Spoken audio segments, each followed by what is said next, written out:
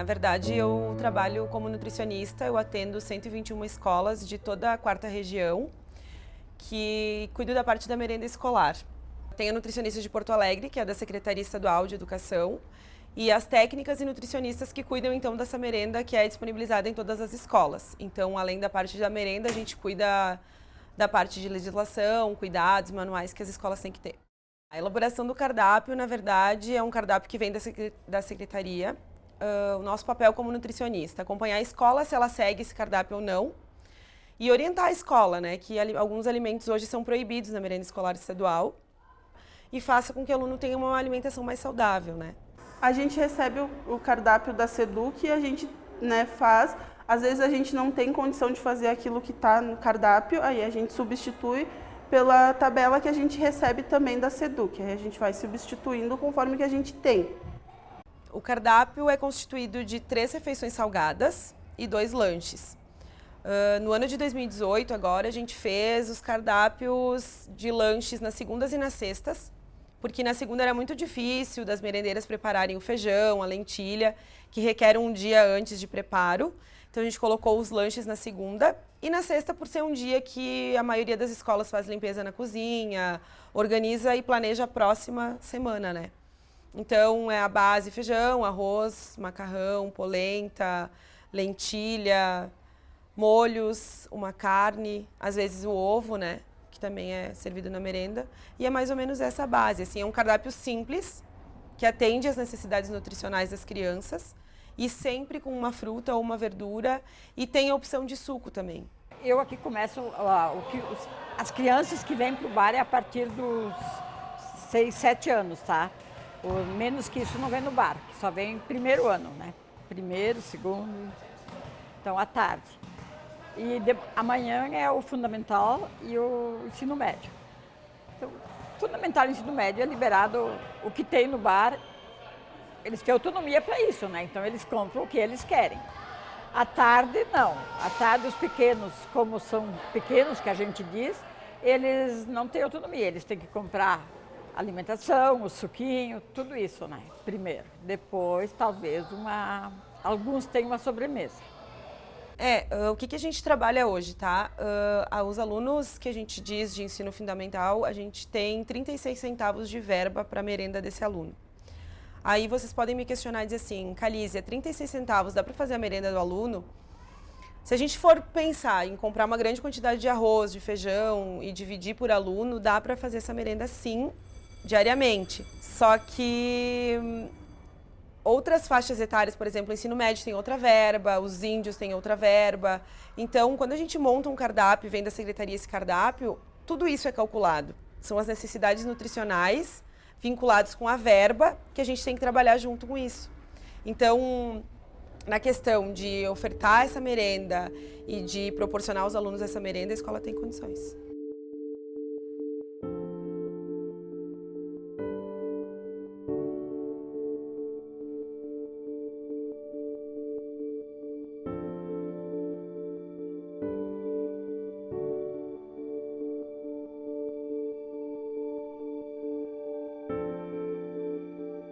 A questão da alimentação na psicologia é uma questão muito importante, porque se nós pegarmos lá no início com Freud, ele já falava da fase oral, que é a primeira fase da criança.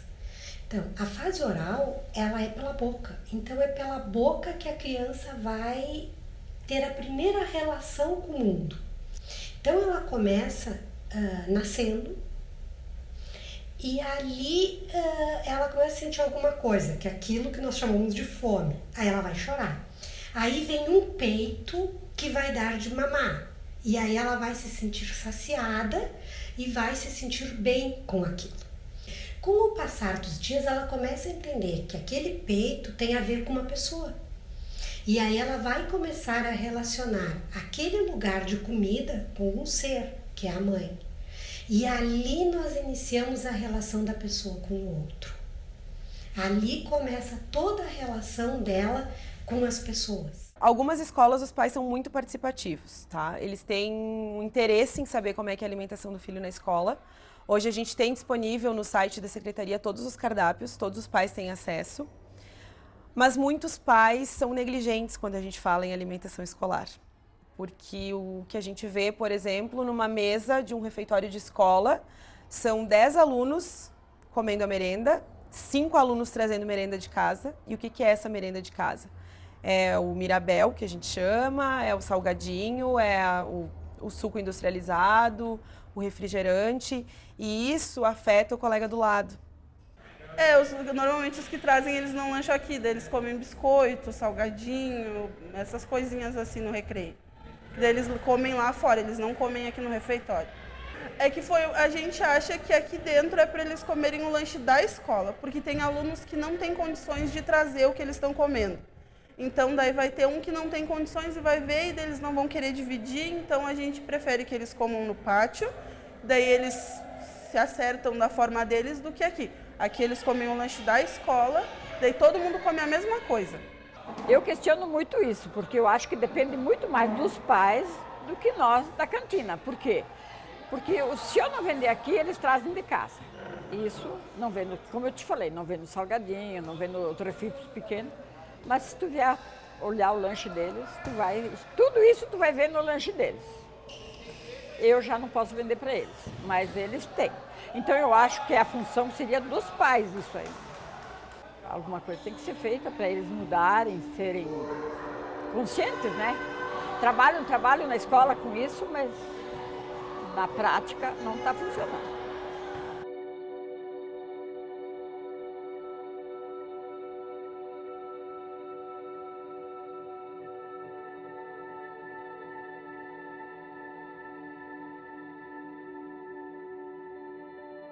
Uma das coisas que a gente tem na questão educacional é que nós precisamos, para uma boa aprendizagem, nós precisamos de um cérebro que possa pensar. Nós precisamos de memória. E para as sinapses nervosas serem bem feitas, a gente precisa de nutrientes, de minerais, principalmente de algumas vitaminas. Então, uma criança com uma má alimentação, ela vai ter dificuldade de concentração na escola, ela vai ter uma dificuldade de entendimento da aprendizagem. Então, a alimentação também está muito ligada a isso. Então, a gente realiza algumas atividades dentro das escolas. Educação nutricional, que é a base que a gente realiza com elas. Essa atividade, como é que foi? A professora desenvolveu com eles uma atividade de fazer um cardápio e todos os alunos daquela turma realizaram um cardápio que só tinha lanches, ou pizza, cachorro-quente, refrigerante, bala. E a gente veio na escola e fez uma atividade e fez o aluno entender que esses alimentos não são saudáveis. E pediu que eles refizessem esse cardápio. Então, nesse cardápio que eles fizeram, tinha mais cenoura, alface, frutas, e não tinha também o alimento, arroz e feijão, macarrão. Então, a gente precisou focar nessa ideia que a alimentação saudável são todos os alimentos, só que em pequenas quantidades, né? Eu acho que as instituições, elas têm um papel muito importante. Elas são responsáveis também. Acredito que até tem um movimento nas escolas por uma alimentação mais saudável. Mas talvez caiba à escola estabelecer, e eu sei que algumas escolas inclusive fazem, uma listinha de lanches, de sugestões de lanches que as crianças possam levar. Eu acho que este aí cabe também o papel da escola, porque muitas vezes nós podemos pensar assim, nós temos pais, e hoje aquilo que eu estava falando antes, que podem ter, e se tem, né, acesso à questão alimentar, mas nós temos pais que talvez não tenham este acesso ou não compreendam esta informação. A gente faz algumas atividades com os pais. O que são essas atividades? Quando a gente vai na escola fazer uma visita e tem alguns pais, a gente acaba sempre conversando e puxando assunto informalmente. E a gente disponibiliza para as escolas, caso os pais tenham interesse, de a gente fazer uma palestra, né? Porque, à noite, a turma do meu filho não se alimenta bem. O que a gente pode fazer para melhorar isso? Vamos chamar nutricionista, vamos fazer uma palestra de alimentação saudável, obesidade, diabetes, onde a gente possa estar esclarecendo essas dúvidas.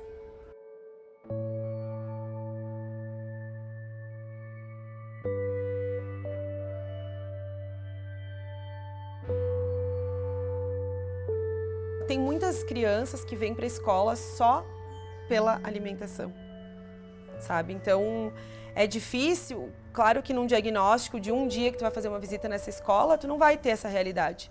Mas se sentar e conversar com um grupo de professores e fazer um levantamento profundo nisso, tu vai dizer que ele vem só para comer a merenda, que ele, sabe, o diagnóstico é rápido, assim. Eu acho que uma das coisas básicas que a gente tem é a questão da relação dos pais com a alimentação.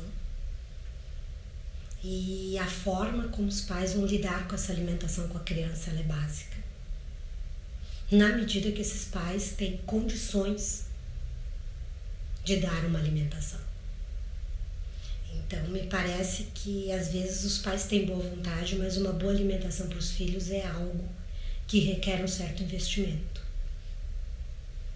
E infelizmente nós temos algumas classes sociais que não conseguem este investimento. Então aí caberia a nível de governo, a nível de instituições, dar isto para as crianças, para não chegar na escola com uma defasagem grande no seu desenvolvimento devido a isto, até desnutrição, e não ser a escola o único ponto onde a criança vai se alimentar. Para uma criança, nós já falamos que se alimentar 3 vezes ao dia já seria pouco, teria que já ter os lanches, né? Vamos imaginar como é que é uma vez por dia uma alimentação. Esta criança não tem condições de aprendizagem porque não vai ter condições cognitivas com tão pouca alimentação. Então, talvez tenha que se pensar nas políticas em torno disto que estão sendo feitas.